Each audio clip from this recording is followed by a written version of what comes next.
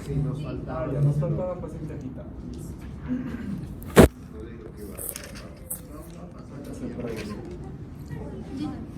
El día, hoy es El viernes. su examen es el viernes, ¿no Sí. jueves? Viernes. El miércoles, el feriado, voy a subirles un caso clínico complejo, pero que va a estar en el examen. Y del que probablemente salga de entre 5 a 7 preguntas, por si acaso. O sea, hace el caso clínico tal cual. ¿Y de qué Gracias. ¿Cómo? ¿Y de qué tema abarca? Por lo menos, es que, por ejemplo, Está puede bien ser que un... quieran la mano, pero no el todo. Eso quería Y decir. es que, digamos, puede ser, no sé, ¿Hacia qué de un parcial está contenido dirigido? o de algo de Cuando su- lea el caso vas a ver de qué trata, que va a tratar de muchas cosas, porque van a salir varios cosas. ¿Hacia qué parcial? Por ejemplo, el caso de los del H, porque si es que nos enteramos, era de un varón trans con problemas con la bebida y mucho estrés sociofamiliar. Entonces ahí había muchas cosas que analizar, ¿no? Entonces por A ahí. ellos igual se resolvió el caso antes. Claro, no voy a hacer una cosa como esta, ¿no? Tal vez, no, nosotros hay que diferenciar. Democrático. Tal vez nosotros hay que diferenciar. No tengo preferencias. Listo, entonces empezamos.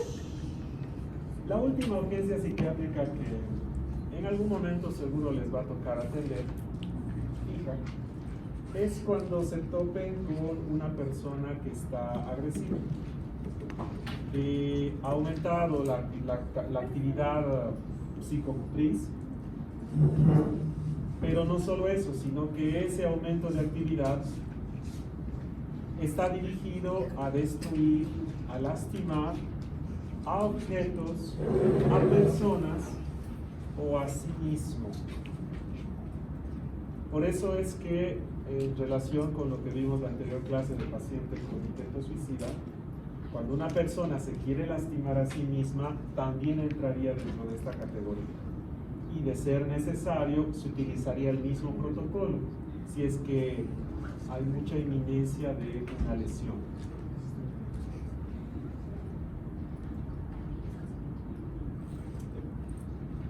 Bueno, lo primero que tenemos que preguntarnos cuando estamos delante de una persona con agitación psicomotriz es... está haciendo mucha calor, ¿no es cierto? Lo primero que tenemos que preguntarnos es, ¿esta persona así agresiva, violenta, estará por algún problema, o sea, estará con ese estado mental por algún problema físico? ¿O será por algún problema psiquiátrico? Es la primera pregunta que deben tratar de responderse. Porque dependiendo de uno u otro, ya las causas se les van a resultar mucho más sencillas de poder elucidar. Una vez que traten de responderse esta pregunta, lo siguiente es tratar de hacer el examen del estado mental. Y ustedes me dirán, pero doctor, ¿cómo nos va a pedir hacer el examen del estado mental? Si esta persona, si yo me acerco, capaz me da un manazo y me choquea la nariz. Pero ya se los dije igual en el capítulo correspondiente, para hacer un examen del estado mental no necesariamente tenemos que entrevistar a la persona y la persona nos tenga que responder. Con la simple observación uno puede obtener muchos datos del estado mental de esa persona. No todos, por supuesto. Por ejemplo, la parte de pensamiento, por ejemplo, bueno, podría ser que la persona no esté en condiciones de hablarnos de sus intimidades, de sus sueños, de sus ideas en relación a la vida y sus circunstancias. Pero algunas cosas sí pueden salir. Entonces, lo que sí vamos a poder evaluar con certeza es el estado de conciencia de esta persona. No necesito preguntarle nada a la persona para evaluar esto. Y si estamos hablando de alguien que está con agitación psicomotriz, pues podría ser que esta persona esté hipervigilante, como por ejemplo en alguien que está pasado en cocaína, que suelen estar así, hipervigilantes. Una persona que está con un síndrome de abstinencia a algún depresor, por ejemplo, no sé, alprazolam o algún barbitúrico, ¿no? Los síndromes de abstinencia son lo opuesto al efecto de la sustancia. O también podría ser que se encuentren con una persona cuyo estado mental se caracterice más bien por la obnubilación. Desde ya, si se encuentran con alguien obnubilado, lo primero que tienen que sospechar que es delirio. ¿Sí? Delirio. Con respecto a la orientación, si bien podría ser que la persona no quiera contestarles a nada o no pueda hacerlo, la conducta sí les puede dar datos muy importantes de la orientación. Les doy un ejemplo. El año 2020, cuando estábamos saliendo de lo peorcito de la pandemia y no atendíamos a muchos pacientes todavía en consulta externa, un día me tocan la puerta de la consulta y me dicen: doctor, le está mandando este paciente de urgencia, dicen que es para usted. Cuando me dicen que es para usted, entonces me están diciendo este paciente tiene algo psiquiátrico, ¿no? Una cosa que atañe a mi especialidad. Y a ver qué pasa. El paciente entra atáxico, ¿no? Sostenido de un lado por su hija, un varón, tendría sus 58, 60 años. Se sienta y el paciente así. Don Filemón, digamos: don Filemón, buenas tardes. Sí, el paciente. Le pregunto a la hija: ¿su papá es hipoacúsico? No, doctor, escucha bien. Don Filemón, don Filemón. Le hago muchas señas y un ratito me mira y después otra vuelta la mirada perdida. Bueno, no podía hacer nada más con don Filemón, no me respondió las preguntas, pero yo ya tenía una idea de que probablemente estuviera obnubilado. Entonces, empiezo a hablar con la hija, que me dice que pues hace unos 5 a 6 días de repente se puso así, paciente diabético e hipertenso. Y mientras estaba hablando con la hija, don Filemón se pone de pie, se abre la bragueta del pantalón y orina en una esquina de la camita. ¿Qué les dice eso de la orientación espacial de esta persona? Que no sabe que está en un consultorio. No sabe que está en un consultorio, no sabe que está en un hospital, probablemente ni siquiera supiera quiénes éramos los que estábamos rodeándole.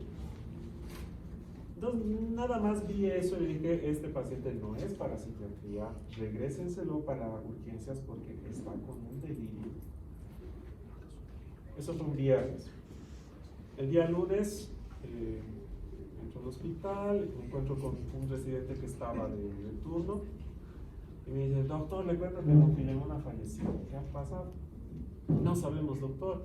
El día que usted lo contrarrefirió a urgencias, le dieron el alta, regresó el sábado, el día domingo, muy mal estado general, desaturando, hizo paro y falleció. ¿Y qué tenía? Al final nunca supimos. No se supo en realidad qué es lo que había pasado. Entonces, esto de la observación de la conducta de una persona es muy importante. A veces con la presión de hacer cosas, ustedes podrían limitarse en observar a la persona. ¿No? Si ven a un paciente agitado, por ejemplo, tal vez quieran, no sé, tomar signos vitales, evaluarle, hacer algo, pero al hacer eso no están viendo que esta persona podría estar desorientada, esta persona podría estar con actitud de alucinado. Entonces, en algunos casos es muy útil quedarse calladito y mirar a la persona, ver qué hace, cómo reacciona.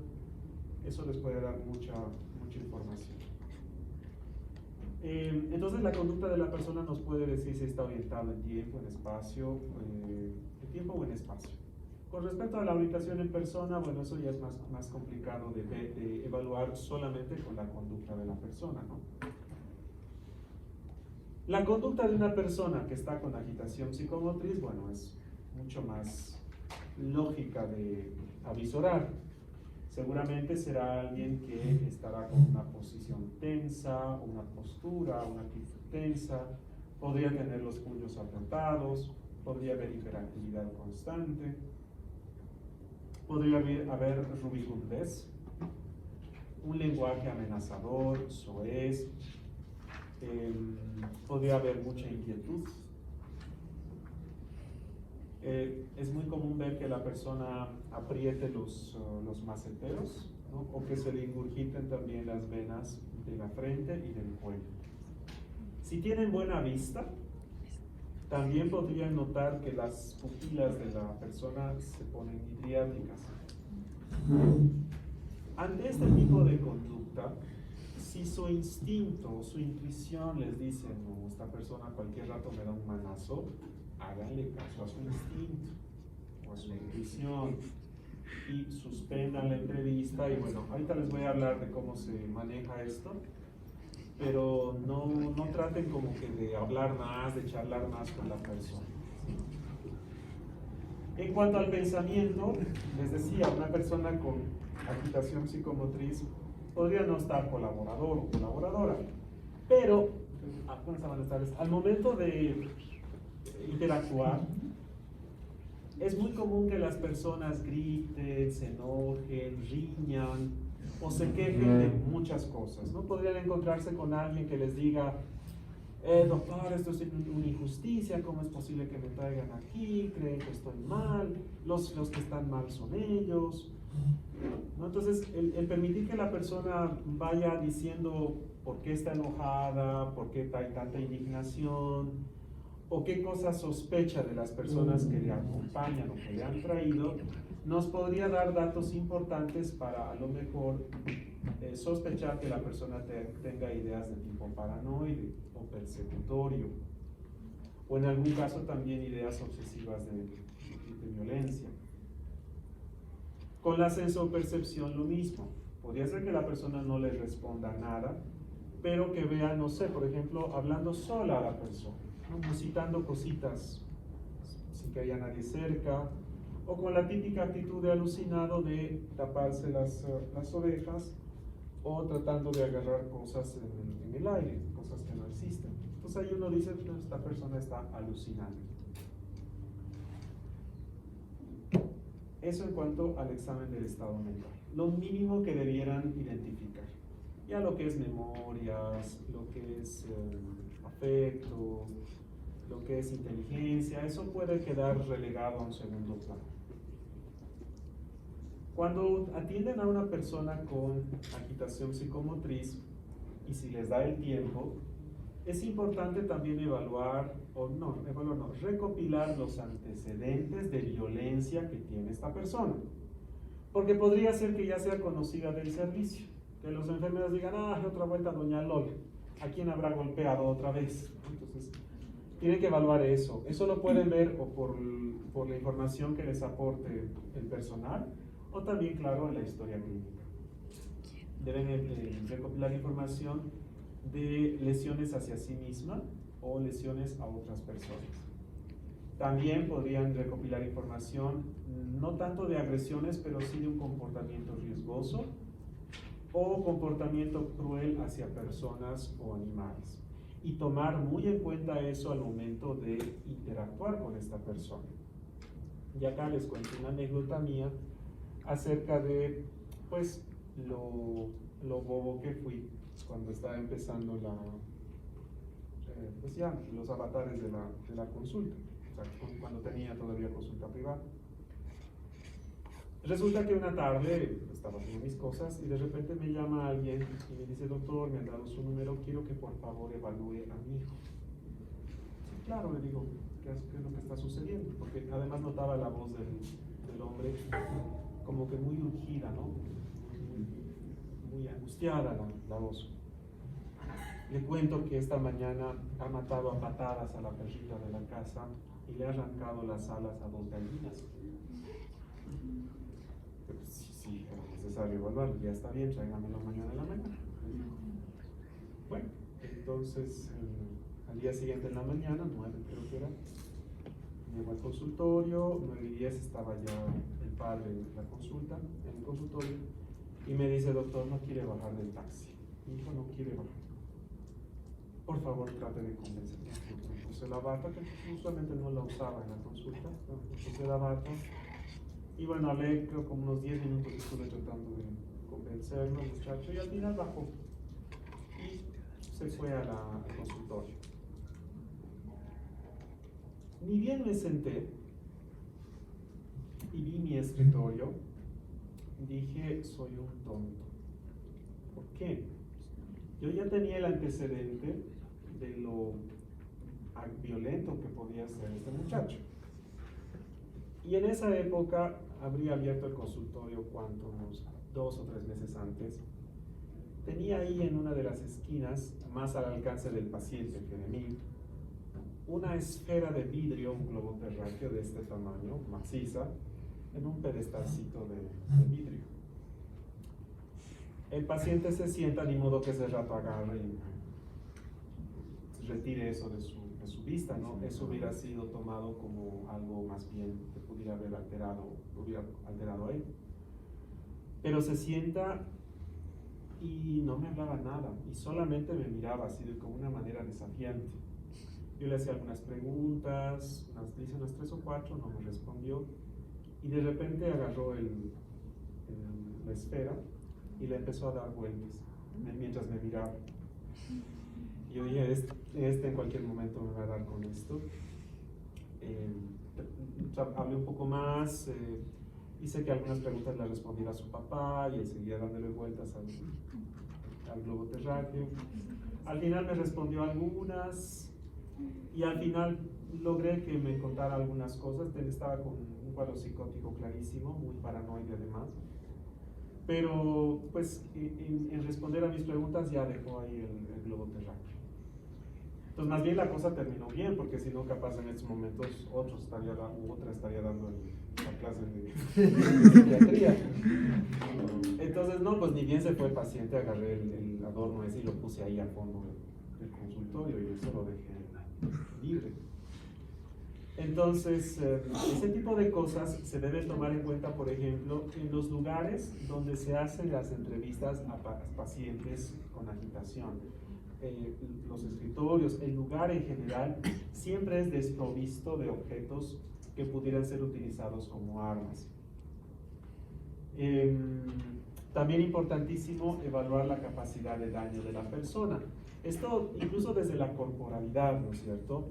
No es lo mismo entrevistar a una persona con agitación psicomotriz, un viejecito de 82 años, de 1,68 y de, no sé, 50 kilos, que un hombre de 1,85 y de 92 kilogramos, ¿no? O sea, un manazo de este hombre va a provocar muchísimo daño que el manazo del viejito de 80 y tantos. Importante también saber si esta persona tiene acceso a armas, por ejemplo, militares o policías, si es que han tenido entrenamiento militar o conocen algún arte marcial, ¿no? Se entiende que estas personas revisten mayor peligro en cuanto a las interacciones. Si les da el tiempo, también es importante averiguar si esta persona hacía uso de sustancias psicoactivas. Tanto la probable o posible intoxicación como la probable o posible abstinencia.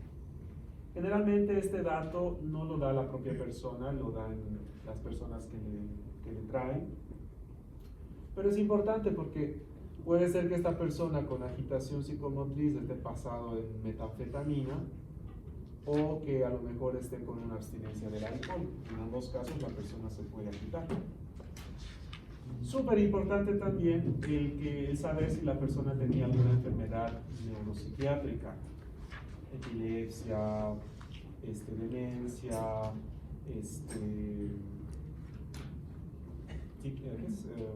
esquizofrenia o cualquier otro. Si hay tiempo, también podrían averiguar si es que esta persona tiene datos antecedentes de delictividad, de haber cometido delitos. Los rasgos de la personalidad, esto en el entendido de que las personalidades límite, paranoide y disocial podrían tener mayor predisposición a la agitación psicomotriz. En general, los varones, parecido a lo del suicidio, tienen mayor tendencia a estar con agitación. Y también pues, se puede evaluar la capacidad de afrontación de frustraciones y el grado de estabilidad social, ¿no? Estos datos que son ya un poco más secundarios, digamos, ¿no? Los más importantes serían, digamos, hasta lo que está en rojo. Ya con esta información entonces podríamos pasar de la evaluación inicial a tratar de saber cuál es la etiología del caso. Pero previo a esto vamos a ver un video.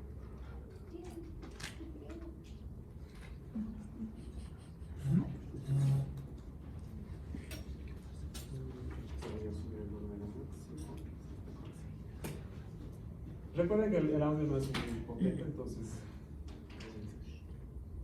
¿Cómo estás? Muy bien, ¿y tú? Una anciana que se puso violenta. Dijo que le recordaba a su hijo. Supongo que le debe dinero. Voy a cambiarme antes de que lo vea la supervisora. Por supuesto. Tranquilo, Jimmy, tranquilo. Cuando un paciente lo trae la policía, asumes que no viene porque le duele la garganta. ¿Qué tenemos? Fuimos a buscar a Jimmy a la cáncer, creo que estuvo un par de días. ¿Por qué lo encerraron? Lo detuvieron en Alcohólicos Anónimos porque actuaba raro. Tranquilo. No sé si está borracho o drogado, pero lo tenemos encerrado hace 2 días y no sé qué le pasa. Estaba delirando. No estaba seguro de dónde estaba, pero no creía que estaba en un hospital. Dijo en esa reunión si había vuelto a beber. Su esposo dijo que está sobrio hace meses. Tengo que quitármela. ¿Quién dijo que está sobrio hace meses?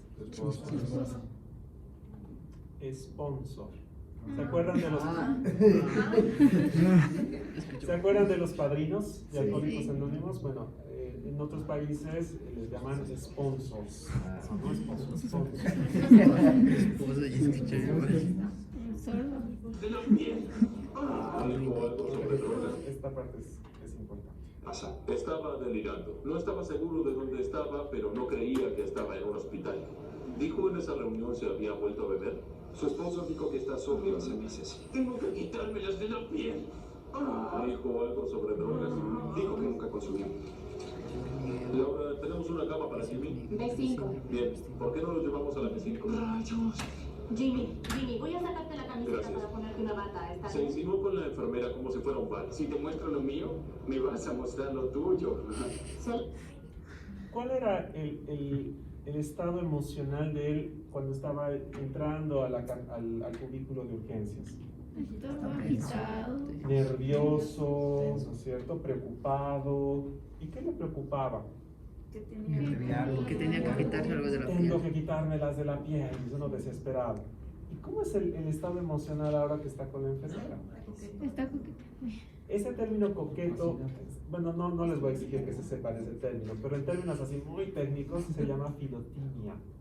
Cuando una persona está coqueta, está seductora, se llama filotimia, está filotímico el paciente.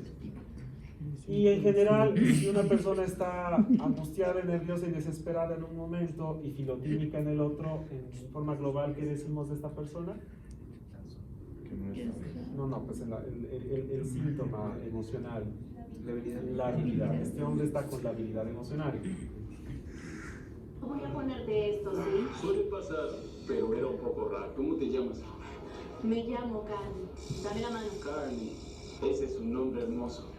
Pulsación 110, presión 140-90. Aunque estaba ¿Cómo están esos signos vitales? Alterado. Está hipertenso y está taquicárdico, ¿no? en prisión, no soy tan tonto como para pensar que no tuvo acceso a una droga. Podría haber consumido polvo de ángel, metanfetaminas, cocaína, y eso pudo acelerarle el pulso, darle esa agitación y alterarle la mente. Ahora, ¿Podrían haber sido opioides? No, porque son depresores. Depresores. Muy bien. 5 puntos extra. Todo el grupo. Sí, vamos a probar una droga en estos días. El lugar está lleno de nenas. No quería hablar conmigo. temperatura en 38.7. Sí, ¿Cómo está esa temperatura? Está con fiebre, está taquicárdico, está con hipertensión arterial, ¿no? Siempre que hay mucha gente junta en un lugar como la prisión, es probable contraer algo como meningitis. ¿Te sentiste enfermo en estos días, Jimmy? ¿Algún dolor de cuello, zambullidos? Aléjate, viejo. ¿Tu fecha de nacimiento? Carnilo, vamos. Tendremos que dormirlo. Dale 10 de haloperidol y 4 de lorazepam. ¿De cuánto viene la ampolla de haloperidol? 5, 5 y 600. De 5 miligramos. Entonces le van a poner 2 ampollas de haloperidol. ¿Y de cuánto viene la ampolla de lorazepam si la tuviéramos en Bolivia? No la tenemos. Es lo mismo que la tableta. De 2 miligramos. Entonces a este hombre, 0.5. este hombre anglosajón, grandote, le van a colocar 2 ampollas de haloperidol y 2 ampollas de lorazepam.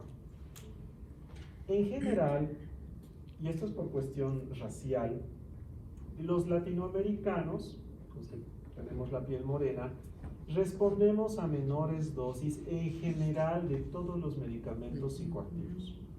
Antidepresivos, benzodiazepínicos, antipsicóticos, estabilizadores del ánimo.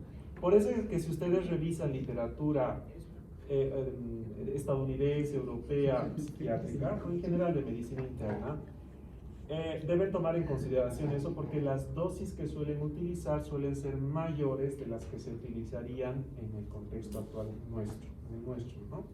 Entonces, no, pues yo a muchos de ustedes, morenitos como yo, les coloco 2 ampollas de haloperidol y 2 de lorazepam, por ahí los tumbo por 24 o más horas. Entonces, no. Si el caso lo amerita, solamente con una de haloperidol y una ampollita de diazepam, que si tenemos eso en nuestro medio, suficiente. ¿Ya? Luego haremos un hemograma completo, péptido natriurético, orina y tóxicos. Ok, muchas gracias. Eric, me miró como si me metiera con él en un bar y tratara de sacarla de su chica. Te dije que no te metieras. Ya. Entonces, ¿este hombre está con agitación psicomotriz? Sí. No, todavía no. Está irritable, está Pero yo enojado. creo que sí le va a dar un... Sí, pero recuerden, la agitación psicomotriz es cuando ya hay destrucción, ya hay golpes, ya hay sangre. Aquí todavía no hay. Podría haber. Después de la Todavía no hay. Sí, la cortamos. Por ahí sí. Por ahí. Entonces, hasta tercera parte. Sí. Entonces, volviendo con la etiología, tenemos que elucidar, les dije, si la agitación de esta persona es o psiquiátrica o física. Por los datos físicos que han dado en el caso, ¿a qué huele? ¿A psiquiátrico o a físico? Físico. No hay fiebre en las enfermedades psiquiátricas, ¿no? Entonces, dentro de las causas físicas de agitación, podemos mencionar como muy comunes, acá tenemos al delirium, que ustedes ya lo conocen bastante bien, tanto sindrómica como cuadro clínico establecido, ya saben también cómo se trata. Pues el delirium puede producir que la persona se agite. ¿En quiénes debemos sospechar delirium? En personas, por ejemplo, que tienen enfermedades físicas graves, previas. También es muy común en adultos mayores que pueden tener con o sin demencia, pero recuerden que una persona adulta mayor con demencia siempre es un factor de riesgo para el delirium. También debemos pensar como causas físicas de agitación las intoxicaciones o abstinencias por sustancias psicoactivas. En el caso de abstinencias debemos preguntar sobre antecedentes de cese o disminución de uso de alcohol, benzodiazepínicos u opioides, o el antecedente de uso reciente e intenso de cualquier sustancia psicoactiva, ¿no? Especialmente van a dar cuadros de agitación las sustancias estimulantes. También una causa importante de agitación física es la agitación postdictal en personas que tienen epilepsia. Y ya, o sea, cuando vean a una persona agitada, piensen que la cosa puede ser física, esas son sus alternativas, básicamente. Dentro de lo psiquiátrico podemos mencionar dos grupos. La agitación psiquiátrica, en donde la persona pierde contacto con la realidad, es decir, una agitación psiquiátrica psicótica. Acá deberíamos pensar, por ejemplo, en esquizofrenias descompensadas o en un primer brote psicótico. ¿Qué edad tendrá que tener una persona con un primer brote psicótico por esquizofrenia? Un varón, digamos. 25. Menos de 25. Entre 25 y 35. Entre 25 y 35, no, recuerden que los varones... Es 15 a 25, 15 a 25. Eso está mejor. Mujeres, Entonces, un primer brote psicótico en un varón de 48 años, no me vayan a pensar en esquizofrenia, por lo menos no como en una primera opción, ¿no es cierto? También podría producir agitación psiquiátrica psicótica, un trastorno bipolar con fases maníacas o mixtas psicóticas, o también en depresiones psicóticas agitadas, que existen, ¿no? Y también tenemos otro grupo que es la agitación psiquiátrica no psicótica, es aquella donde el contacto con la realidad se puede mantener. Acá podemos mencionar a una crisis de ansiedad. Por ejemplo, una persona con un trastorno de pánico que en pleno ataque hiera o intente agredir a alguien que se está acercando a brindar ayuda, por ejemplo, puede pasar.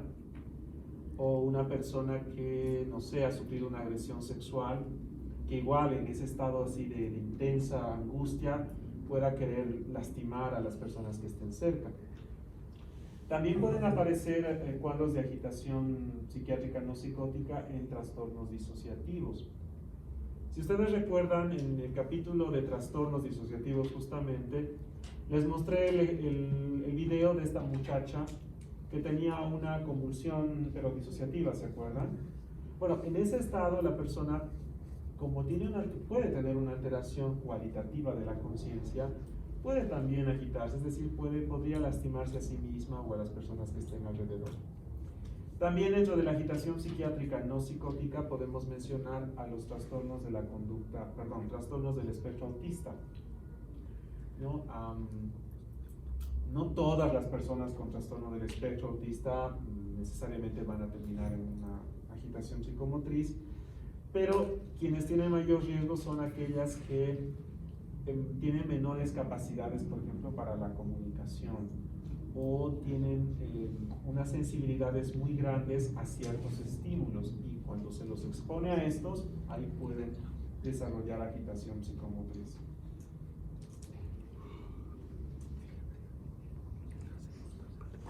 Ahora vamos a ver qué pasa con el paciente.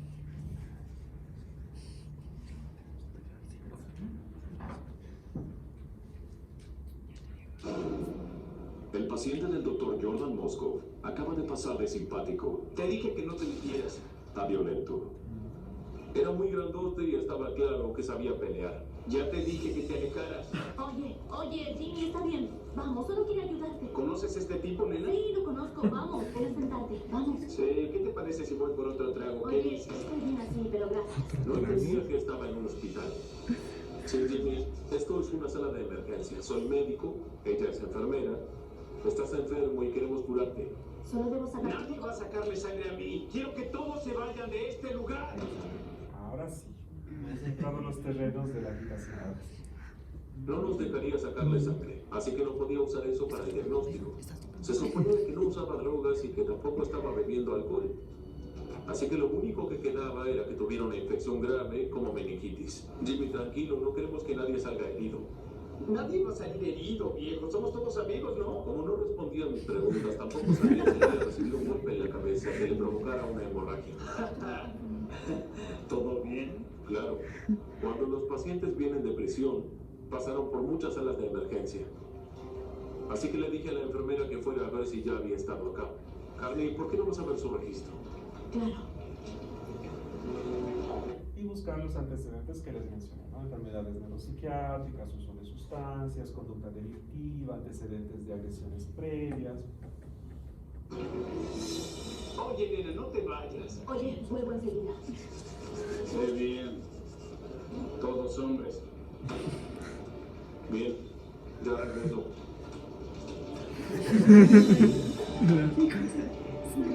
Eso es raro. Me costó mucho creer que no había bebido ni consumido ninguna droga.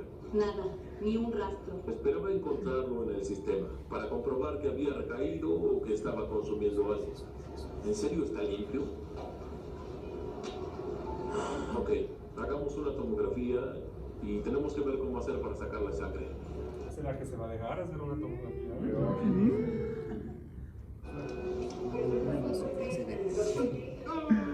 ¡Está por todos lados! Pulsaciones en 120, presión de 140 sobre 100. Si el pulso pasa... ¿Cómo está su presión? Se nos está yendo. Está muy elevada, está más elevada que momentos antes. Y lo mismo la frecuencia cardíaca, está mucho más alta. 100 por minuto es una señal de alerta. Podría ser algo peligroso. Me voy de acá, viejo. Jimmy, no es buena idea. Estás enfermo, amigo. No entendía razones. ¿Y mi camiseta? Y estaba cada vez más agitado. Llame a la seguridad. Casi con la prisa. Dormiste, pa. Antes de explicar. Entonces ya, ahora sí el paciente está agitado. ¿Qué hacemos con una persona así? ¿Cuál es el Llama al manejo? policía. 3 pasos. Podemos intentar primero una contención verbal. Si no funciona, intentamos una contención química, es decir, usamos medicamentos. Y si no funciona, pues tendríamos que utilizar la contención física. Estos son los 3 pasos que se siguen en una persona que tiene agitación psicomotriz. Empecemos con la contención verbal. Charlamos con la persona, tratamos de hacer que mediante la charla esta persona se tranquilice, colabore, se deje hacer exámenes de laboratorio, tome la medicación que debiera tomar y pues que empiece a estar colaboradora la persona, ¿no? Pero para hacer esto debe tomar en cuenta siempre que primero está su seguridad. No se las vayan a hacer tampoco de héroes y tratar de ir ustedes y así toda impulsivamente tratar de apaciguar las cosas. Tienen que ver si es que el ambiente es el adecuado. Ya les he contado, el adorno ese que estaba en mi escritorio. Imagínense tratar de hablar con una persona con un teléfono ahí. Con un telefonazo los pueden tequear a ustedes, ¿cierto? Tienen que estar seguros que esa persona haya sido revisada por el personal de enfermería. ¿Sí? ¿Qué tal que de la bota saca un cuchillo y puede pasar? Entonces, tienen que evaluar primero eso, ¿no? Que el ambiente sea el adecuado y no deben hacerlo solos nunca. Lo máximo que podrían permitirse ustedes es a lo mejor sí estar a solas con el paciente o la paciente en el consultorio, pero con la puerta abierta y con el personal de enfermería, de seguridad o con la familia o allegados de la persona ahí bien plantados en la puerta. Eso tal vez, sí. Los consultorios en general para este tipo de pacientes, como ya les dije, están desprovistos de elementos, o sea, que pudieran ser usados como armas. Pero además, el escritorio de la persona que está entrevistando está a la puerta. ¿Sí? De tal modo que en caso de urgencia la persona pueda salir rápidamente, ¿no? Y que la persona se quede ahí en el consultorio. Al momento de intentar hacer la contención verbal, pues deben evaluar ustedes sus capacidades, ¿no? Y bueno, en el equipo en general. ¿Quién del equipo tendrá la mayor experiencia o las mayores habilidades para poder hacer esta acción? ¿Por qué? Porque se requiere de mucho autocontrol para poder hacer esto. Hay que mantener la calma. Ocurre que cuando uno está tratando de tranquilizar a una persona así agitada, se puede formar una especie de efecto de bola de nieve. La persona está nerviosa, ansiosa, y el entrevistador se empieza a poner nervioso o ansioso. Esa ansiedad y nerviosismo es captada por la persona con agitación y la hace colocar más agitada todavía. Y esa mayor agitación pone más nervioso al entrevistador y así al final pues todo termina en golpes. Entonces, muy importante mantener la calma. Es importante hablar de manera suave, calmada, de ninguna manera emitir juicios de valor. ¿Qué juicios de valor se les ocurre que se podrían emitir en esas circunstancias? O sea, ¿qué cosas no habría que decirle a la persona? Pero así como juicio de valor.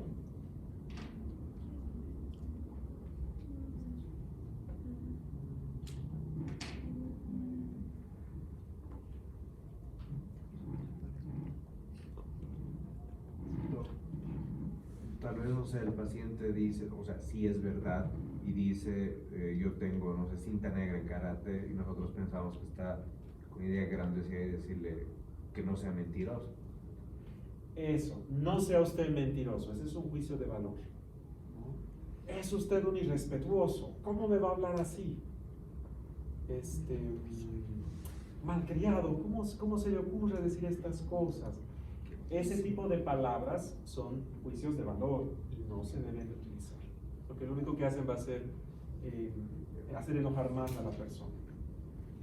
Cuando estén hablando con una persona así, deben cuidar que ambos estén al mismo nivel. Se refiere al mismo nivel o sea, físicamente, es decir, sería muy malo que su paciente esté sentado y ustedes estén parados, por ejemplo. No. Si la persona está sentada, siéntense ustedes. Si la persona está recostada, siéntense igual para poder estar más o menos al mismo nivel. El estar en una posición superior puede generar mayor agitación en la persona, ¿no? Porque se podría considerar algo así como un desafío. Se pueden tolerar algunas inconductas.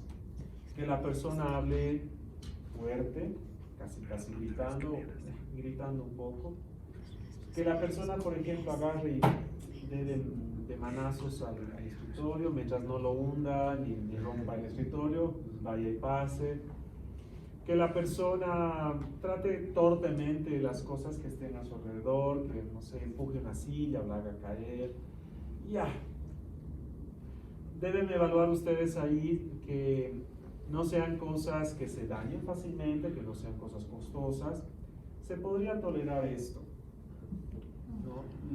Más bien lo que no sería adecuado es rápidamente decirle, pero no toque eso, lo va a romper, quédese quieto. No, lo va a hacer agitar más a la persona. Muy parecido y además en congruencia con paciente en crisis, paciente con intento suicida y ahora esto, la primera acción que siempre debiera hacerse, directa de parte de ustedes, es escuchar a la persona.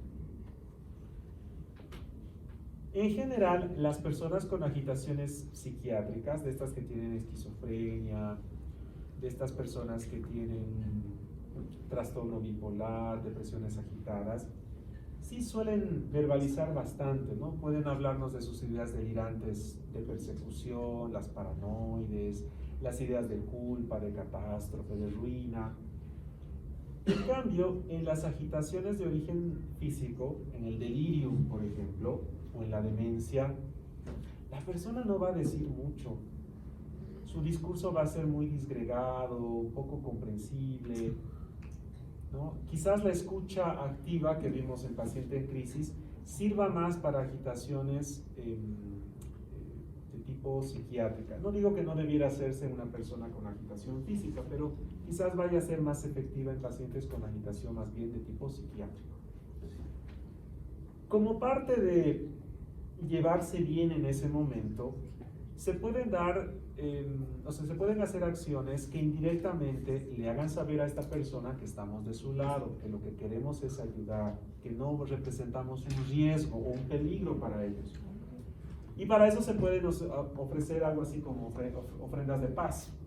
Se les puede ofrecer un lugar para sentarse, para recostarse, se les puede ofrecer un vaso de agua, algo de comer, hasta un cigarrito se les puede ofrecer, no hay problema. Es mejor que el área de urgencias quede oliendo a cigarro unos minutos a que esta persona, no sé, pues rompa un monitor cardíaco, rompa un vidrio o agreda físicamente a alguien. En ese aspecto, por favor, sean creativos. ¿Sí? Sean creativos. Otra cosa que también podría funcionar más en pacientes con agitación psiquiátrica que física es hacer señalamientos objetivos o subjetivos de su conducta. Del tipo, por ejemplo, oiga, me asusta el modo en que usted me está hablando, ¿no? O está asustando usted a los otros pacientes. Queremos ayudarle, pero así como usted se está portando, como nos está hablando, nos intimida y pues no sabemos qué hacer. Por favor, queremos ayudarle, pero díganos cómo. Entonces, especialmente en las agitaciones psiquiátricas no psicóticas, eso puede funcionar muy bien. Una persona que está fuera de sí, muy enojada. Por ejemplo, imagínense una persona, no sé, a la que le han diagnosticado un cáncer, ¿no? De algún lado.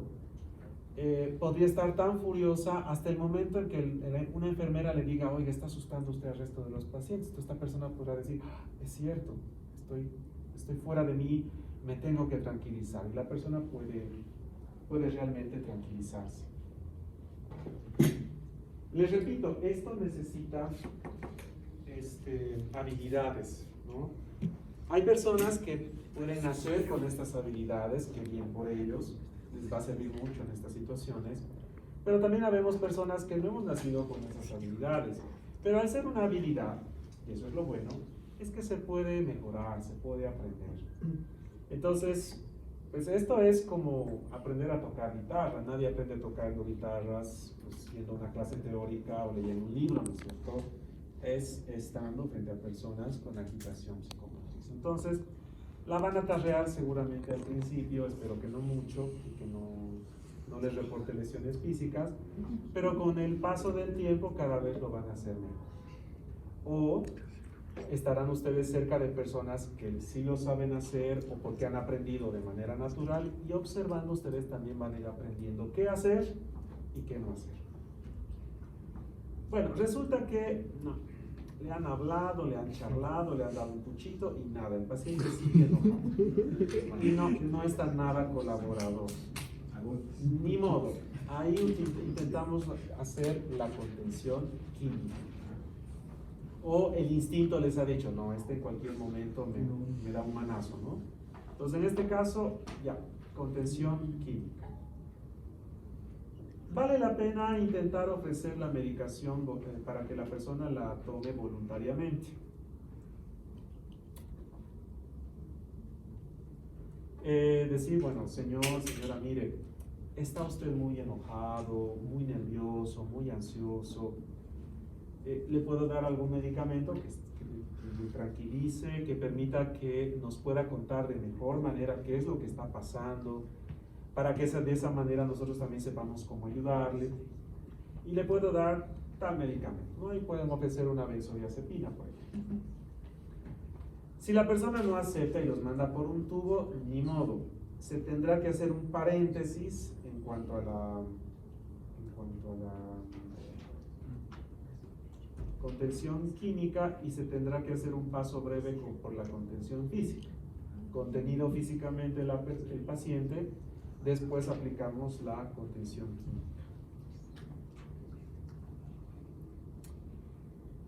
Cuando ustedes se animen a hacer una contención química y física, siempre anoten en la historia clínica. Y no hay problema si se olvidan de las clases del doctor Manzano y se olvidan de palabras, no sé, como acaticia, la habilidad emocional, actitud de alucinado, etcétera, etcétera, etcétera. Sean muy literales, ¿no? Pueden poner 15 de enero 2025, no, cuando les toca internado, 2024, ¿no? 2024, 3:30 de la mañana. Paciente con aliento alcohólico ingresa a urgencias dando una patada a la puerta. Escupe a quien escribe esta nota. Lanza con un urinal a uno de los auxiliares y grita que amenazando de muerte al resto del personal. ¿Por qué deben hacer las cosas así? Porque si más adelante surgiera un problema legal y a esta persona le pasara algo, imagínense, no es por ser fatalista, pero es posible, ya, le hagan poner, no sé, haloperidol. Imagínense que le dé un síndrome neuroléptico maligno. Ustedes saben que el síndrome neuroléptico maligno es impredecible. Lo mismo le da a alguien que le pone su primera dosis de haloperidol como a alguien que lo ha estado tomando 20 años atrás. ¿Y qué tal que por el síndrome neuroléptico maligno fallezca el paciente? La familia podría iniciar un proceso legal. Y si ustedes pusieron en su nota, paciente con agitación psicomotriz indica aplicación de haloperidol y diazepam, van a estar en serios problemas, porque un juez va a decir, pero ¿realmente habría estado con agitación psicomotriz? El abogado de la familia sabe cómo son los abogados, ¿no es cierto? Podría decir, no, este paciente no tenía agitación psicomotriz, el doctor se ha excedido en sus funciones. Pero si el juez lee paciente que ha quebrado la puerta de ingreso, que ha escupido al que estaba escribiendo la nota, que le ha lanzado como un urinal a un auxiliar, dice, no, pues esta persona tenía que ser sujeta, tenía que ser sedada. Y ahí ustedes se van a salvar. ¿De acuerdo? Entonces sean, por favor, muy literales y muy gráficos y descriptivos en sus notas. Todos son los insultos. Pueden decir, entre comillas, el paciente dice tal y tal cosa, que se puede. ¿Con qué hacemos esta sedación? Como ha dicho el médico en el segundo video, ¿qué es lo que le dice que le coloquen a la enfermera? Haloperidol y los lorazepam. Es decir, un antipsicótico y una benzodiazepina. Esa es la mejor combinación. Entonces, pueden hacer colocar a la persona una ampolla de haloperidol de 5 miligramos, puede ser intramuscular, puede ser endovenosa. Si la persona les acepta, también puede ser vía oral, una tabletita de 5 miligramos. Se puede asociar, como no, a diazepam, 10 miligramos, puede ser en tableta, puede ser por vía endovenosa. Siempre el diazepam en situación de urgencia, endovenoso, por favor. ¿Sí? ¿Por qué no se debería poner intramuscular? Les dije, creo. ¿Y en neuro? ¿Han llevado neuro ya ustedes? No, Siguiente semestre. Igual en neuro les van a decir diazepam siempre endovenoso, en una crisis, digamos, directo. ¿Por qué el diazepam precipita en las fibras musculares? Es como si se cristalizara. Entonces uno no puede saber exactamente cuánto de ese diazepam llega a la circulación. Y como yo necesito saber que realmente esos 10 miligramos lleguen a la circulación sistémica, eso es solamente por vía endovenosa. Ya, le han puesto 5 miligramos de haloperidol, 10 miligramos de diazepam, han pasado 30 minutos y no, el paciente igual de agresivo, inquieto, pueden volver a repetir la misma dosis. Pasan 30 minutos, sigue igual de agresivo, sigue igual de violento, pueden volver a repetir la dosis. Pueden dar hasta 30 miligramos de diazepam, ¿no? Con 30 minutos de espaciamiento. A partir de los 30 miligramos de diazepam, lo siguiente que deberían colocar es haloperidol, hasta que su paciente se tranquilice, se duerma, usted tranquilo. Hay casos anecdóticos de pacientes a los que se les ha puesto hasta 100 miligramos de haloperidol.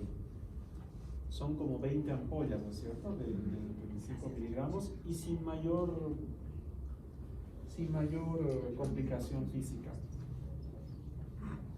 De no tener ustedes haloperidol o diazepam, pueden utilizar este otro antipsicótico atípico que es la olanzapina. ¿Sí les conté de mi experiencia con la olanzapina?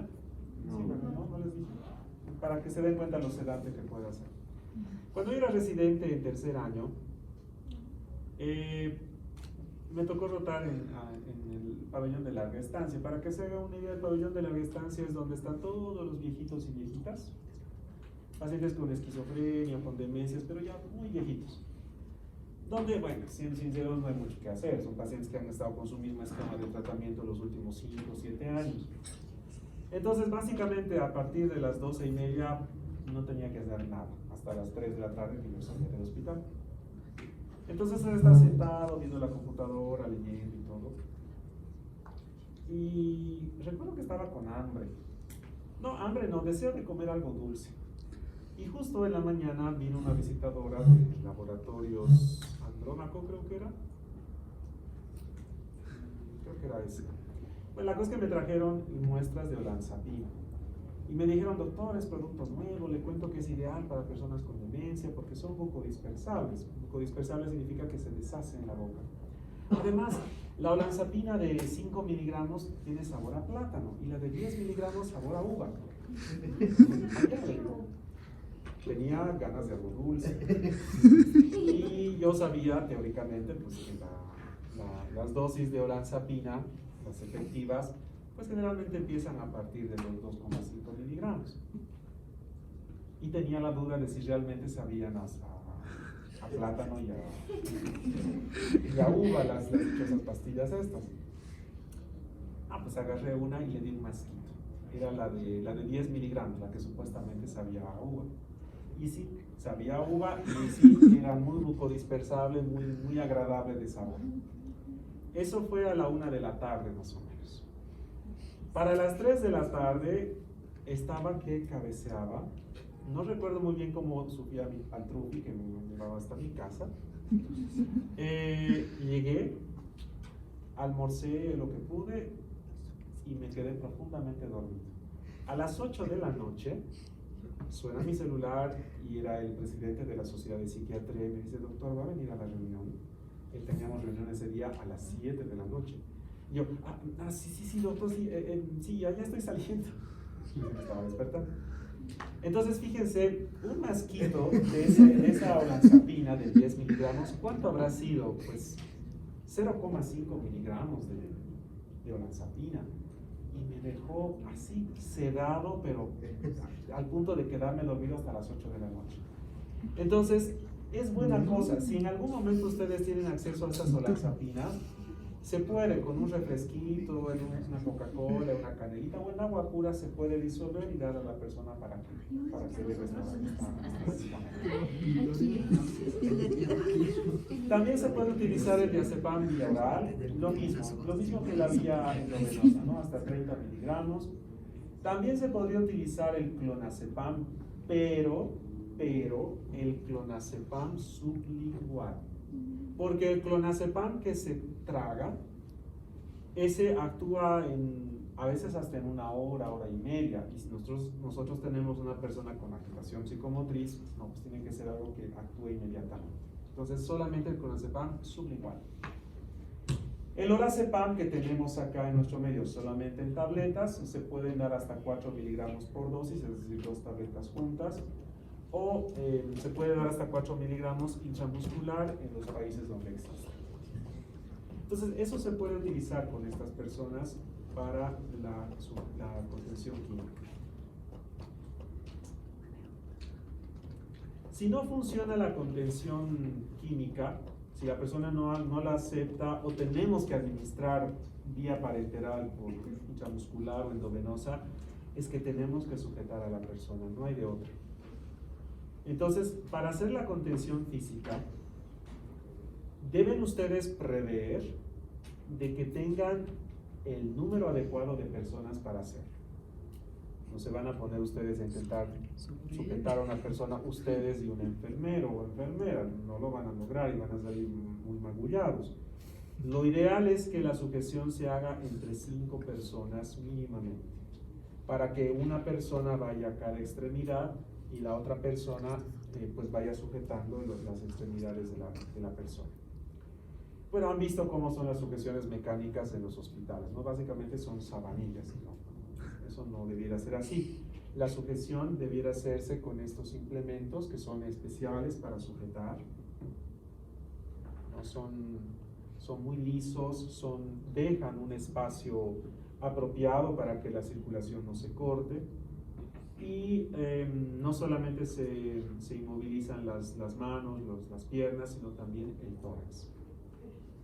Cuando se hace una sujeción, es importante que, además, mientras se está sujetando a la persona, se le explique que se le está sujetando por su protección.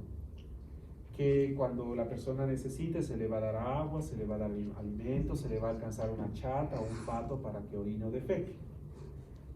Por supuesto, y es lógico, una persona, pues, a quien están sujetando, no, pues seguramente se va a enojar mucho, y al decir eso, lo estábamos sujetando por su beneficio y no sé qué, nos va a mandar al cuerno y nos va a decir hasta de lo que se van a morir nuestros nietos. No importa, hay que hacerlo. ¿Sí? Porque sí se podría considerar una agresión que lo hagan así, ¿no? Porque pónganse en los zapatos de esa persona paranoide, digamos, que 5 extraños vengan y a uno lo sujeten a la cama y se vayan. Qué incertidumbre para la persona, ¿no es cierto? Entonces siempre hay que decirle, va a estar sujetado solamente un tiempo, le puede pedir usted alimento, agua, la persona tiene que tener esa certeza. Doc, disculpe. Sí. ¿Se siguen utilizando esos chalecos? No, ya no. Y por lo menos no en hospitales generales, en el entendido de que generalmente son personas a las que queremos que no caminen, o sea, tiene que ser una sujeción siempre en la cama. Los chalecos de fuerza se utilizaban más en pacientes que ya estaban hospitalizados, de que ya se tenían sus diagnósticos y que no se quería que hagan cosas con las manos, básicamente. Porque podrían haber personas, por ejemplo, que se autolesionaran o personas que agredieran físicamente a otras, ¿no? Pero ya no, por lo menos en el hospital psiquiátrico ya no se utiliza. Una vez se intentó utilizar en un paciente con trastorno del espectro autista, pero se tragó la camisa de fuerza. ¿Sí? Se la ha comido, sí. De hecho, falleció este muchacho. O sea, llegó al hospital con una obstrucción intestinal aguda. Y cuando le hicieron la cirugía, le sacaron la pernera de un jean. Toda la pernera. Llegó a hacer una peritonitis y falleció. El muchacho tenía 19 años. Ya me muero de memoria. Yo tenía esta tendencia a comerse las cosas. En general, el tiempo de sujeción, pues solamente debiera ser hasta que el medicamento haga efecto. Una vez que la persona esté dormida o tranquila, pues liberar la sujeción.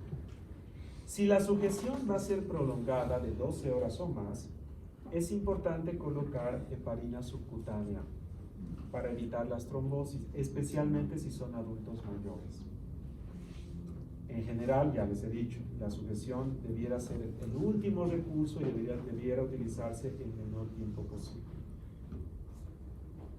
Los cambios de posición deben ser cada 2 horas. Para lograr esto, lo que puede hacerse es hacer una sujeción cruzada, porque estando desde las 4 extremidades pues no se va a poder. Pero una vez que la persona esté durmiendo ya más tranquila, se le puede sujetar una pierna y un brazo contralateral, de tal modo que después se le pueda girar a uno y a otro lado. ¿Ya? Y bueno, estando ya así sedada la persona, pues ya le podrán hacer tomografías, tomarle muestras de sangre, hacerles punción lumbar, etc. ¿Hasta acá tienen dudas o preguntas? Bueno, ahora vamos a ver qué va a pasar con el GIM.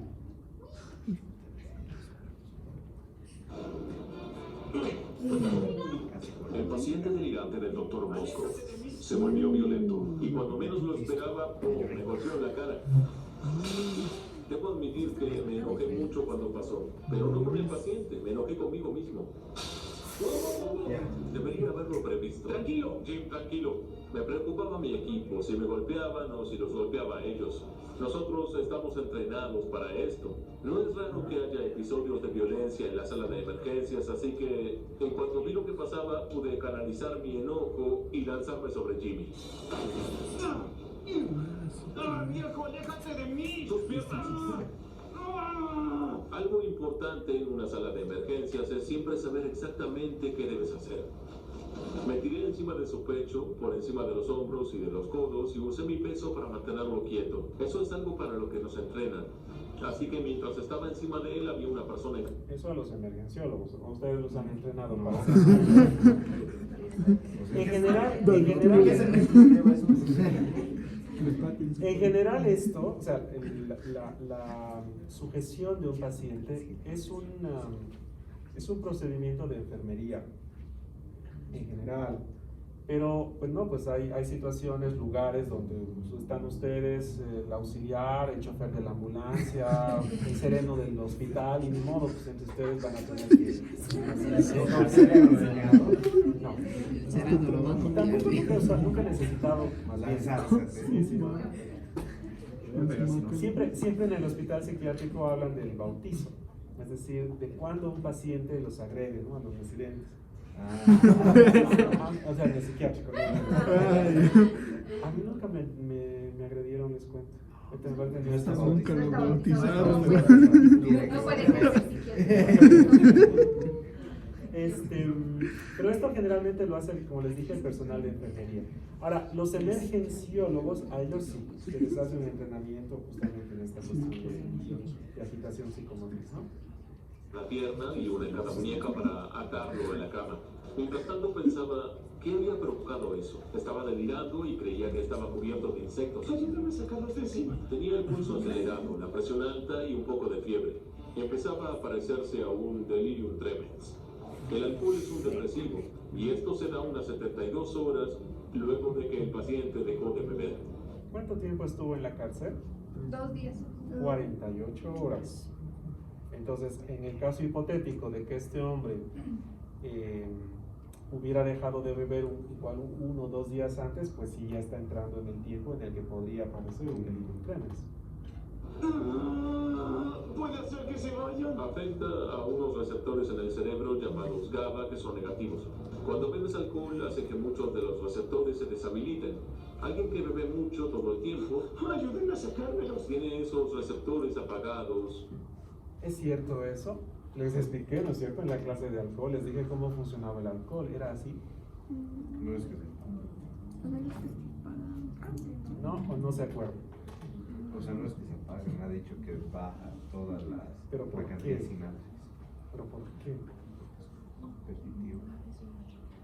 Lo que, no sé si es error de la traducción o ha sido pues una falla en un lapsus del doc, pero lo que está hablando, o sea, al tipo de receptor al que está hablando este doctor no son los GABA, son los de glutamato. A los de glutamato sí los obstruye y por eso les dije, la pobre neurona que no tiene receptores de glutamato porque están todos tapados, ¿qué hace para defenderse o para funcionar? Produce mayores receptores de glutamato. De tener 5, resulta que después de que la persona ha bebido 2 meses todos los días, tiene 5000 receptores de glutamato. Deja de beber la persona y esos 5000 receptores de glutamato están ahí y la requete hiperpolarizan a la neurona. Entonces lo que está explicando no es del GABA. En los del GABA lo que hacían era juntarse al GABA y abrir los canales de cloro. El cloro entonces entraba en la neurona, cloro negativo, y la hiperpolarizaba.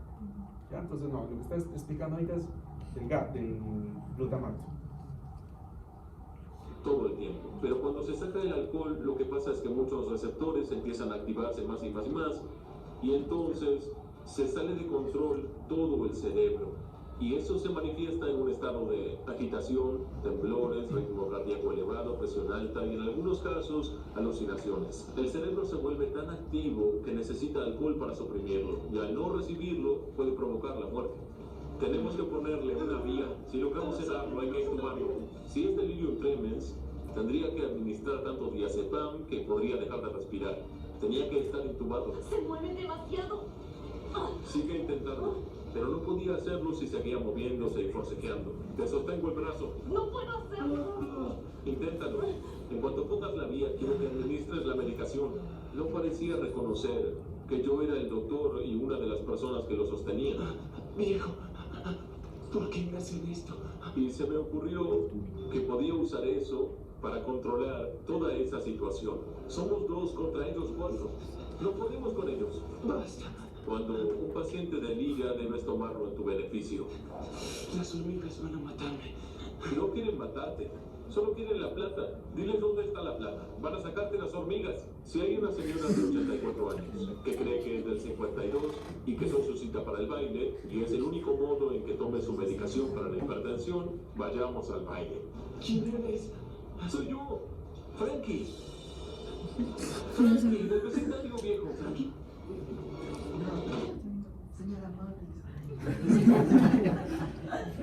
Es lo que les decía en relación a la creatividad, a la astucia, a la picardía que uno puede tener en esos momentos. Cuando yo era residente, ¿ah? ¿Alguna vez he hecho algo así? Es lo que le estaba contando.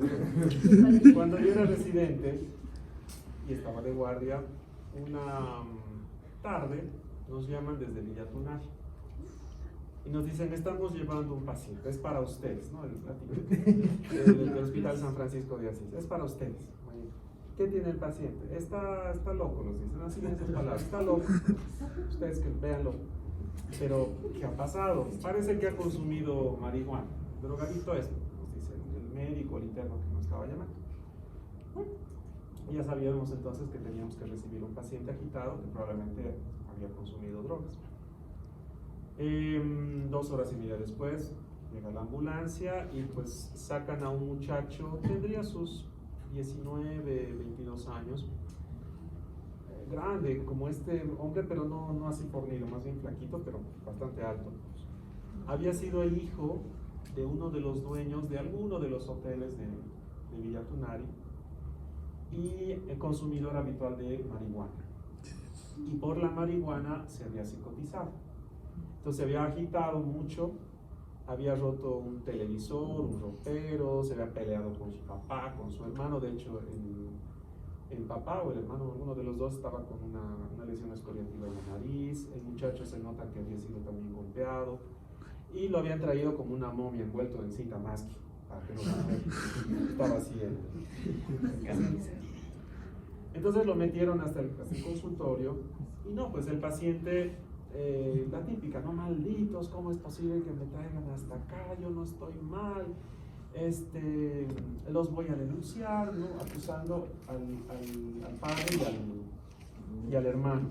Y creo que vino con una tía y la mamá que estaban ahí fuera llorando. Entonces, yo quería hablar con él, pero no me dejaba, porque todo era malditos, hijos de tal, no sé qué.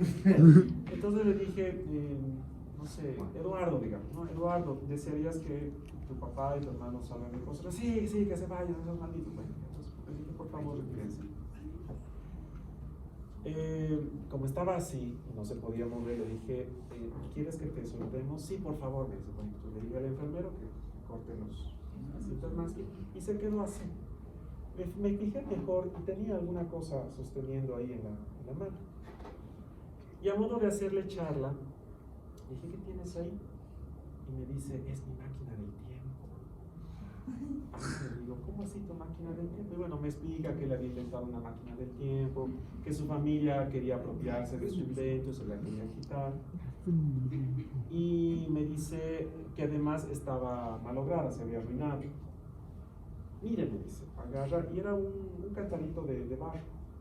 La voltea y no, pues de ahí salieron tuercas, una arandela, 5 clavos.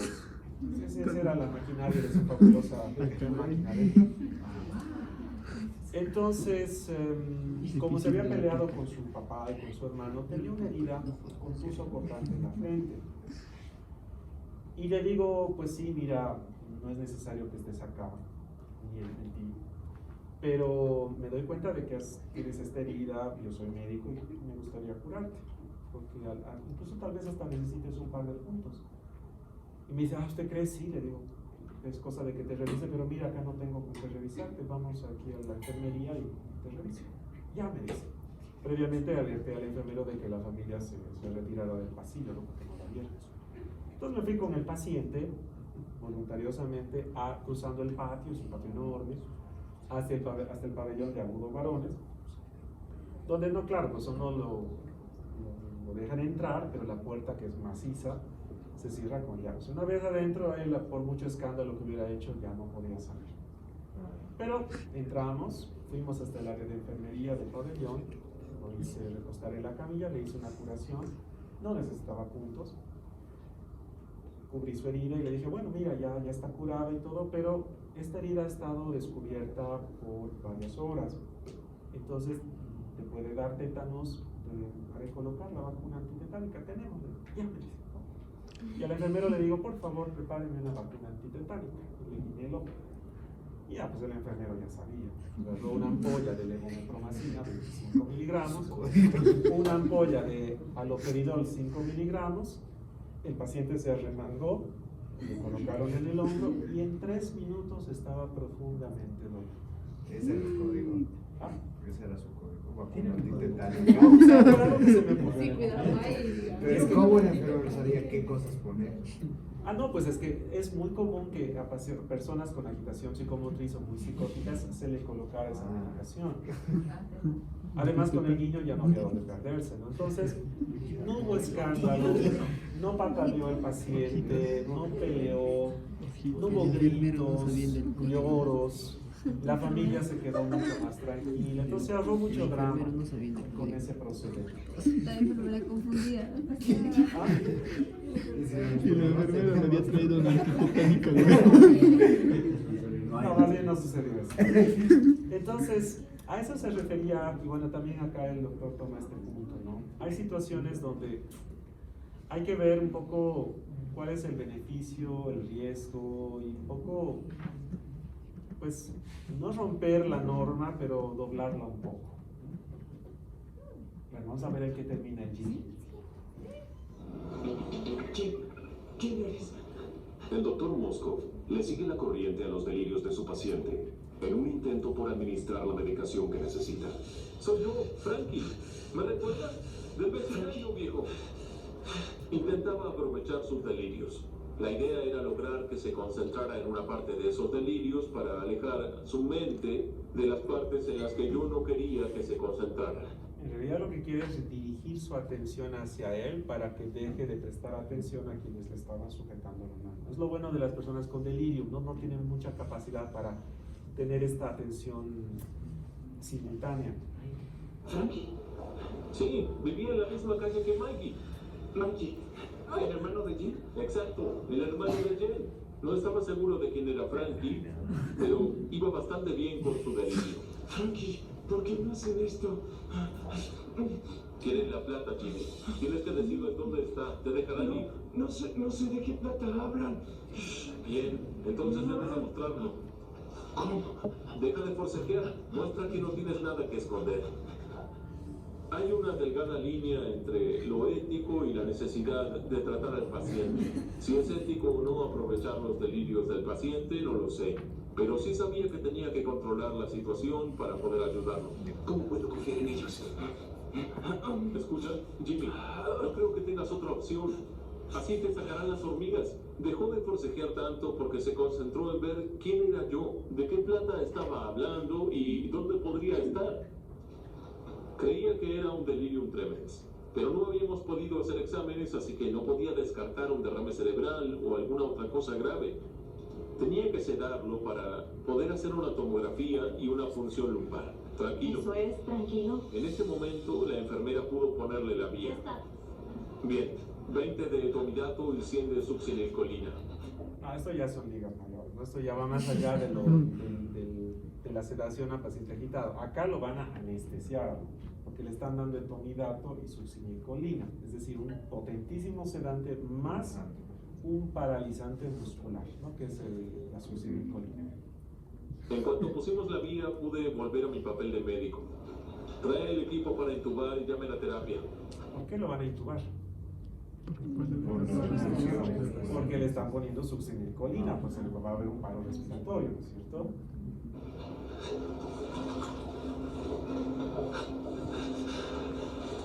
Relájate, Jimmy. Etomidato listo. Listo, resiste. Si era delirium tremens, tenía que tratarlo. Succinilcolina. Con tanto diazepam podía dejar de respirar. Así que lo intubamos y lo enviamos a hacer una tomografía para descartar daño cerebral.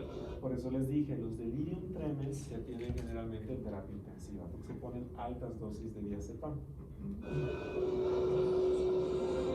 Si todo era negativo y no encontrábamos nada más, era delirium tremens.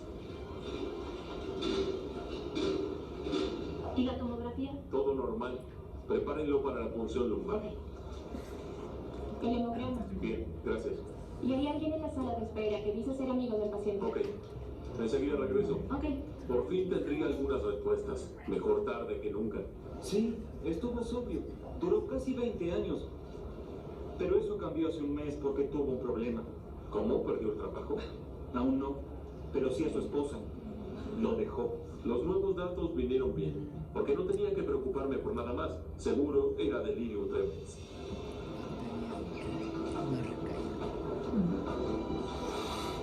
Olvídense de la punción, el conteo de linfocitos es normal. Y me contaron su historia, es delirium tremens. Empecemos con el diazepam y llévenlo a terapia para que se recupere. Ok. Por fin descubrimos qué pasó y pude enviarlo a terapia intensiva. Y ya. Entonces, ¿qué agitación tenía el Jimmy? ¿Psiquiátrica o física? Física. Secundaria 1. Muy bien, con eso hemos terminado entonces la clase. ¿Tienen alguna duda o pregunta? Tengan compasión en el examen. Como el anterior. El tema, señores, el tema.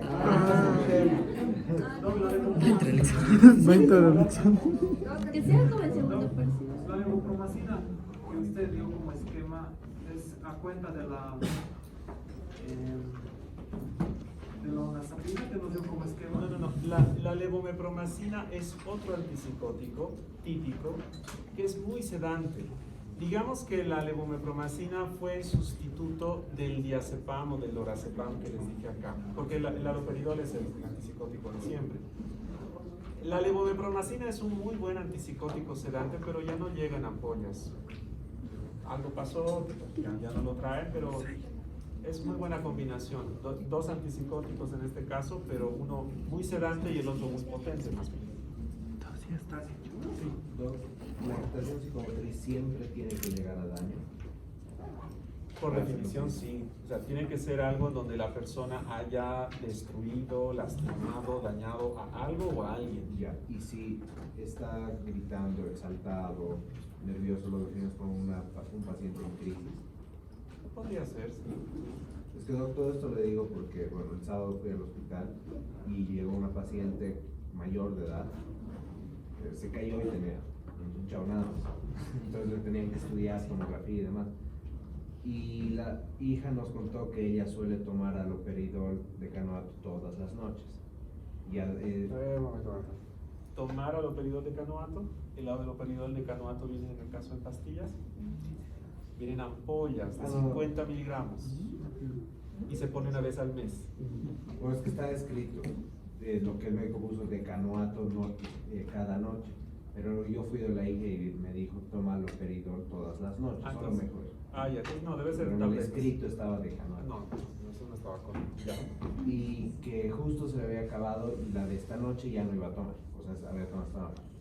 Bueno, le hicieron los estudios y demás y estamos en la espera de los estudios, entonces a la paciente la llevaron en silla de ruedas para dar espacio a la camilla. Y pues, estaba tranquila con la hija y la hija todo el tiempo le repetía, tienes que estar tranquila, ya te han atendido. Y la paciente decía nada. Y de la nada una media hora pasó y la paciente se puso a gritar. Y dijo, o sea, empezó a gritar, ayuda, atiéndanme de una vez, estoy horas aquí. Y la hija le dijo, mamá, ya te han atendido, tranquila. ¿Qué edad tenía la paciente? 82, pero ella, o sea, veía, escuchaba, luego respondía y estaba orientada. Cuando la entrevistamos, cuál hemos revisado, ¿no? Y le decía, mamá, tranquila, bla, bla. Y todo el tiempo era una pelea entre las dos. Era, no, tú cállate, andate. Y la hija, mamá, basta. Y se ponía a gritar, sentada a la urgencia. Ya pues, ayúdenme, aunque sea por caridad, ayúdenme, atiendan, estoy horas.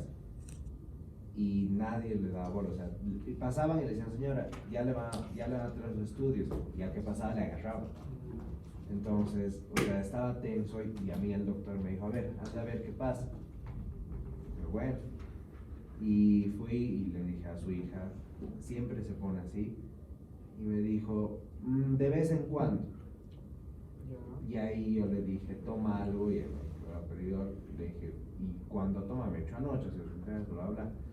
Entonces me agaché y le hablé a la señora, le he dicho, ¿qué pasa? ¿Qué tiene? Y me dijo, no, es que nadie me atiende. Usted está con Bato, usted es el doctor. Atiéndame, por favor, por amor a Dios. Y me empezó a agarrar y todo eso. Y yo le he explicado la tomografía que estábamos esperando y demás. Dijo, ya. Y le dije, hagamos un trato. Usted se calla, está tranquila, y yo voy a buscar su tomografía. Y me dijo, ya. Y se calló 5 minutos y de nuevo fue el mismo show. Entonces mi pregunta iba dirigida así. ¿Cómo definimos eso? No parece una agitación psicológica. Porque sabía que estaba en el hospital, sabía por qué había ido y todo. No, pero no había lastimado a nadie, no había destruido nada, entonces no, pero sí podría ser una paciente en crisis, pero habría que ver si, por ejemplo, esta mujer de 80 y tantos no tendría, por ejemplo, ya una demencia subyacente, por eso no recordaba que le hubieran atendido. Tal vez su memoria de plazo intermedio, de corto plazo no estaba buena. Porque yo le dije a su hija, ¿por qué toma lo periódico? Me dijo, no sé, el internista le dio, pero creo que porque es viejita, me dijo. Entonces nunca supe el por qué tomaba lo periódico.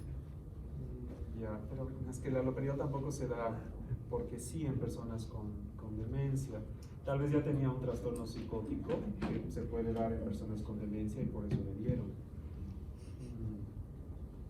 En esos casos, lo que hubiera correspondido hacer es darle una benzodiazepina, ¿no? Para que esté un poco más tranquila. Que es lo que les dije que se hace en pacientes en crisis. No se puede dar un alprazolam, por ejemplo, una media tableta. Lo que hubiera valido la pena administrar a lo pedido en ese caso. Pero es que no estaba en ese momento en un estado propio de agitación psicomotriz y parecía no estar en un estado psicótico, o sí. No, simplemente no recordaba que la atendieron y estaba muy angustiada. Y además estaba plenamente consciente. Otro cantar hubiera sido que la paciente estuviera hipoproséptica, persona y espacio, no el tiempo, nada más. Ya. Entonces, nomás parecía una persona con demencia, pero con un cuadro de ansiedad.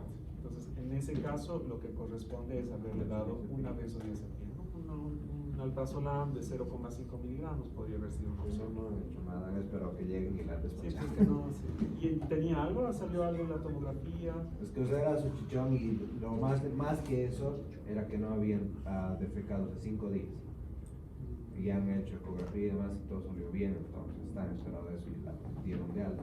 Pero por lo menos le dieron el aloperidol para que tomara hasta... Claro, le han descargado. Ya. Le han dicho, si no tiene cita todavía, le vamos a descargar para sus 30 días. Ya. ¿Y quién había sido su internista? El doctor, creo que dijo Reinaga en la casa. Y yo le dije, no va al psiquiatra. No. Y me dijo, pues no hay psiquiatra aquí. Sí, hay aquí en el país. Sí, es raro que le dé aloperidol. Pero no, o sea, si solamente grita y está nervioso, ahí no. Ok, gracias. ¿Alguna otra duda o pregunta? Muy bien, ha sido un placer pasar este tiempo con ustedes. Les deseo mucho éxito en el examen y en general en su vida profesional. Que les vaya muy bien. Gracias, doctor.